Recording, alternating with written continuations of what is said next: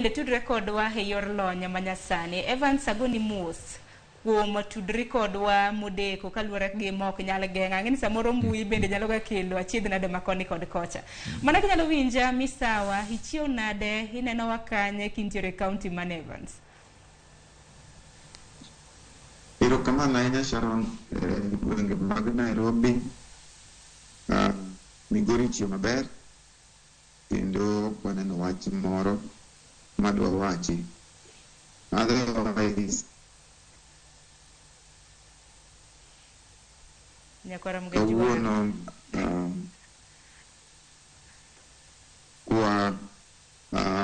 wacho weche mag ushuru ma kata budget wa mano bedo passed to gi Finance Act gi chike mag ushuru madhi bedo ka koro tayowa chakre sani, chakre tarik 1 dwe mar 7 nyaka tarik 30 dwe mar 6 higa mabiro.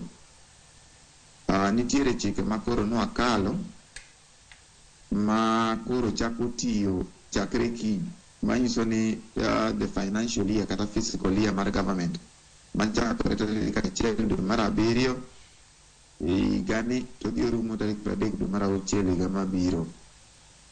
Mana kaka osiepna mani studio osewacho, nitiere changes manyaka koro wa expect ka dhi timore, nikech ineno ka budget mar the Kenya Kwanza administration kaka nochakore gi fuok ma en go, nyiso ni sirikal nyaka koro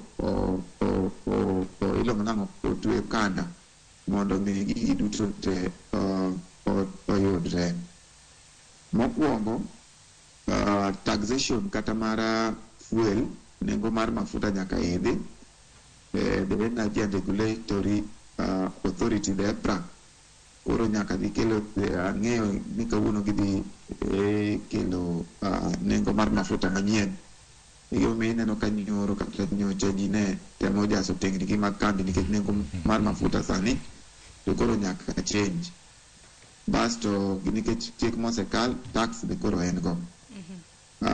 Manyiso ni nengo mar mafuta gi nengo mar gik moko manie dukni nyaka koro medre.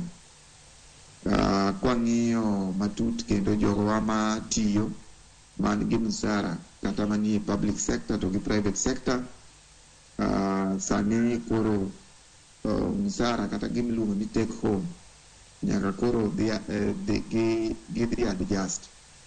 Manyiso ni king'iyo matut, jok manosegike third rule kata two-third rule, manyiso ni nitiere pesa ma osegike mogik, koro nyaka bed gi defaulting moro matin, nikech gidhi yudo ni pesa ma koro gidhi kawo ka gima gidhi go ot, tok dwe mar 7 to koro dhi dok piny matin.